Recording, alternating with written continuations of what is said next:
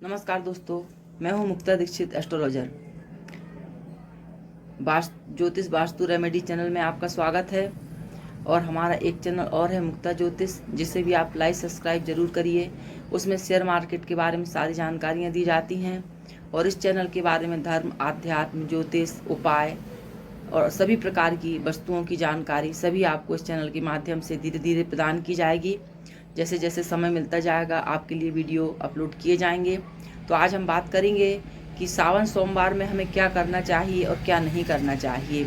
जी हाँ दोस्तों, यह जानना हमारे लिए बहुत ज़रूरी है।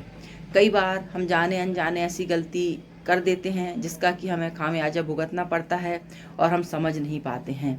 तो इस प्रकार इस बार सावन का सोमवार 26 जुलाई से लेकर के 16 अगस्त तक, यानी कि 4 सोमवार पड़ेंगे इस वर्ष। और इन चारों सोमवार में हमें भगवान शिव का विशेष पूजन करना चाहिए, अर्चन करना चाहिए। और पूरे सावन भर हमें शिव का पूजन विशेष रूप से करना चाहिए, क्योंकि भगवान शिव लोक को त्याग करके पृथ्वी लोक में निवास करते हैं पूरे सावन के महीने में। इसीलिए भगवान शिव जी की इतनी आराधना पूजा की जाती है। सावन सोमवार में अनेक प्रकार के धार्मिक कार्य किए जाते हैं। आप सुंदरकांड का पाठ, रामायण का पाठ, ये सारे पाठ अपने घर में पढ़ सकते हैं। इनको पढ़ने से हमारे घर में सुख, शांति, समृद्धि की वृद्धि होती है। जी हाँ दोस्तों, कुछ हमारे कल्चर में बहुत अधिक परिवर्तन है। युवा पीढ़ी तो रामायण जी जैसी चीज़ को छूना भी नहीं चाहती, लेकिन मेरा आपसे एक अनुरोध जरूर है कि आपको जब भी समय मिले अपने घर में एक रामायण की चौपाई जरूर पढ़ें। तो इससे आपका धर्म, आध्यात्म भी सुधरेगा और आपको ज्ञान की भी प्राप्ति होगी।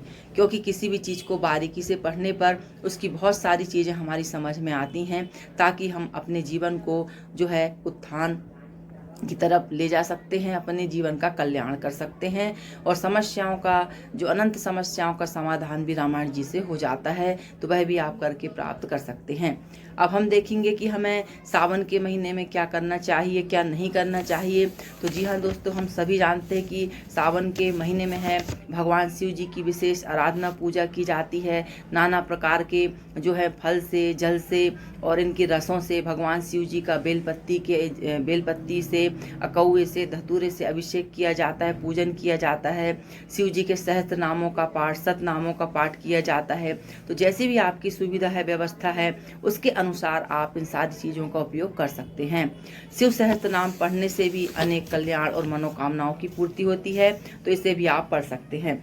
अब हम देखेंगे कि किस प्रकार से हमें सबसे पहले क्या नहीं करना चाहिए, इस बात पे हम जरूर ध्यान देते हैं। तो सबसे पहले सावन के महीने में तेल नहीं लगाना चाहिए, ऐसा शास्त्रों में कहा गया है।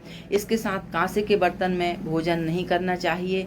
सावन में भाजी भट्टे आदि का उपयोग नहीं करना चाहिए। शिव जी पर हल्दी नहीं चढ़ाना चाहिए, केतकी का फूल नहीं चढ़ाना चाहिए और तुलसी पत्ता नहीं चढ़ाना चाहिए। तो जी हाँ दोस्तों, ये काम हमें सावन के महीने में नहीं करना चाहिए। और इसके साथ ही साथ हम तुलसी को मंजरी, तुलसी पे लंबी लंबी फूल वाली डंडी निकली रहती है, आप उसे चढ़ा सकते हैं। तो इस प्रकार से ये चीज़ें आपको नहीं चढ़ानी चाहिए। अब हमें क्या करना चाहिए, तो शिव जी की पूजा में और इसके साथ ही साथ हमें सावन के महीने में दिन के समय में नहीं सोना चाहिए। कहा जाता है कि सावन सोए रोगी, आषाढ़ सोए भोगी। तो इस प्रकार से कहावतें बनी हुई हैं, तो ये कष्ट को प्रदान करती हैं, इसलिए हमें नहीं सोना चाहिए। ईश्वर का स्मरण, ध्यान, पूजन जितना अधिक हम कर सकते हैं वह हमें जरूर करना चाहिए।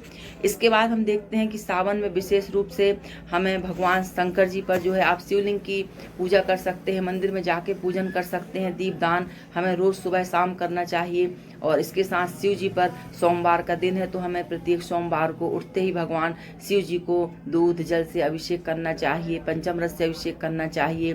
फूल, बेलपत्री, चंदन, कुमकुम, ये सारी चीज़ें भगवान भोलेनाथ पे चढ़ाना चाहिए। इससे हमें आशीर्वाद की प्राप्ति होती है। बहुत से लोग व्रत करते हैं, व्रत करना चाहिए, व्रत से पुण्य फल की प्राप्ति होती है। और जो व्रत नहीं कर सकते हैं वह पूजन करके भगवान का आशीर्वाद ले सकते हैं। इसके साथ शिव जी का मिट्टी के शिव जी बनाकर हमें जरूर अभिषेक करना चाहिए। सावन में रोज नहीं कर सकते हैं तो प्रत्येक सोमवार को करना चाहिए। इससे घर में धन, सुख, समृद्धि, रोग आदि का नाश होता है, तो यह हमें जरूर करना चाहिए। सावन के महीने में या सावन के सोमवार में कोई गाय वगैरह आपके द्वार पर आती है तो उसे भूखा ना जाने दें, कुछ ना कुछ उसे खाने को जरूर देना चाहिए। साथ ही साथ शिव जी पर भांग है, धतूरा है, अकौआ है, बेलपत्री है, ये सारी चीज़ें जो आसानी से उपलब्ध हो जाती हैं, आपको इन्हें ज़रूर अर्पित करना चाहिए। इनको चढ़ाने से सारी हमारी मनोकामनाएं पूरी होती हैं। और इसके साथ जो है हमें भजन पूजन ज़रूर करना चाहिए ताकि हमारा जीवन में सुख समृद्धि बनी रहे। और जिनके भी जीवन में अशांति चल रही है, पारिवारिक मतभेद चल रहे हैं, या फिर पति पत्नी में जो है अत्यधिक क्लेश चल रहा है, तो ऐसे सभी लोगों को जो है पूरे सावन के सोमवार में सुंदरकांड का पाठ जरूर करना चाहिए। ऐसा करने से पति पत्नी का मिलन होता है, तनाव मुक्ति होती है और परेशानियां दूर होती हैं। तो जी हाँ दोस्तों, इस प्रकार से आप इस छोटे से काम करके सावन में भगवान शिव जी का आशीर्वाद प्राप्त कर सकते हैं। आप जन्म कुंडली, हस्तरेखा, रत्न, वास्तु, ज्योतिष से जुड़े समस्त कार्यों के लिए आप हमारे कार्यालय के नंबर पर संपर्क कर सकते हैं। वीडियो देखने के लिए आप सभी को बहुत बहुत धन्यवाद। नमस्कार।